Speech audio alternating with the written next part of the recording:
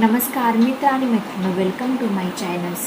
तुला जपणार आहे आजच्या भागामध्ये हे दाखवले गेलं आहे की माया अथर्वला भेटण्यासाठी बाहेर घरातून आलेली असते.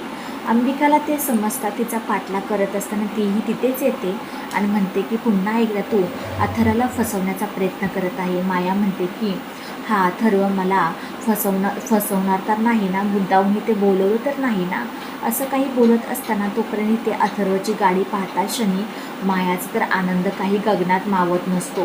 ती अथर्वच्या गाडीकडे पाहतच राहते आणि त्या अथर्वच्या गाडीमध्ये अथर्व नसतो आणि इथे कालकाया असतो. तिथे कालकाया सगळं काही मंजिरीने सांगितलेलं असतं, त्या हिशोबाने करत असतो. अथर्वची गाडी थांबते. अथर्व गाडीतून बाहेर उतरतो. मायाचा काही आनंद म्हणतात ना, काही गगनात मावत नसतो. तो पटकन ते अथर्वपाशी जाते. म्हणते, अथर्व, खरंच मी तुला ओळखायला खूप चूक केली आणि पुन्हा एकदा आपण आपल्या नात्याला सुरुवात करूया का. तोपर्यंत अथर्व ते नाराज थोड्या प्रकारे दाखवत असताना म्हणतो की माया, खरंच मी सुद्धा तुला ओळखायला चूक केली. जसे की आत्तापर्यंत मी मीराबरोबर होतो, संसाराला सुरुवात केली होती, पण त्याचा काही उपयोग झाला नाही.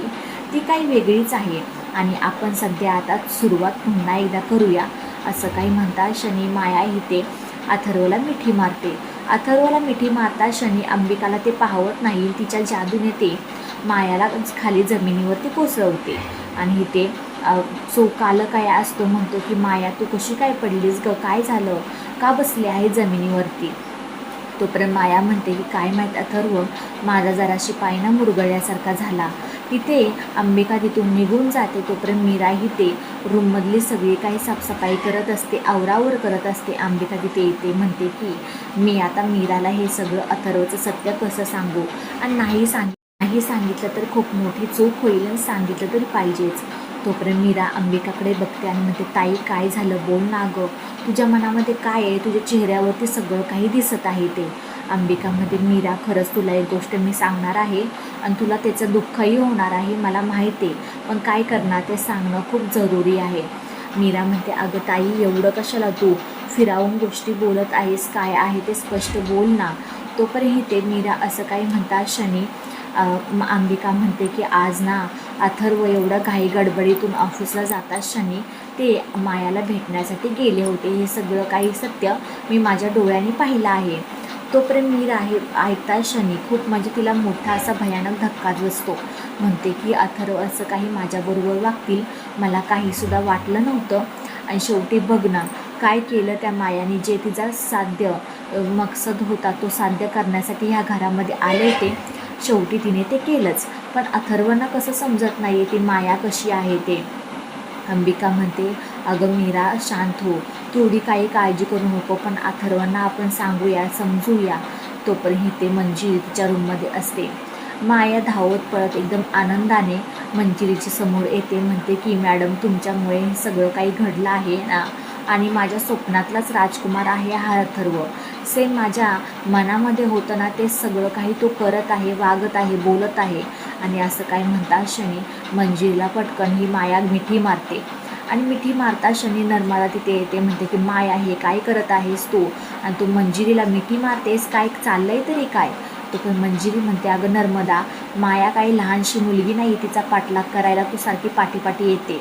माया पटकन मंजिरीची बाजू घेते. म्हणते की सासूबाई, तुम्ही माझा काही पाठलाग करू जाऊ नका आणि मी काही लहान नाही राहिलेली. आता प्रत्येक गोष्ट मी तुम्हाला विचारून करणार. मीही मोठी आहे, मलाही स्वतःचे निर्णय घेता येतात. हे सगळं काही ऐकता क्षणी नर्मदा पटकन तिथून हातपाय आपटत तिथून निघून जाते. माया पुन्हा एकदा मंजिरीला मिठी मारते. म्हणते, थँक्यू मॅडम, तुमच्यामुळे हे सगळं काही घडलं आहे आणि जसं तुम्ही मला सांगाल तशा हिशोबाने मी करीन. आणि तिथून माया निघून जाते. नर्मदा आजी दामोदरपाशी जाऊन म्हणते की माया आपल्या हातातून निसटली आहे, ती मंजिरीची साईड घ्यायला लागली आहे, तिच्यासारखं वागायला लागली आहे. माया म्हणते, नाही सासूबाई, तुमचा सगळा हा गैरसमज आहे. नर्मदा म्हणते, तू इथून निघून जा, तू किती खोटारडी आहेस आणि किती धोकेबाज आहे मला चांगलं माहीत आहे.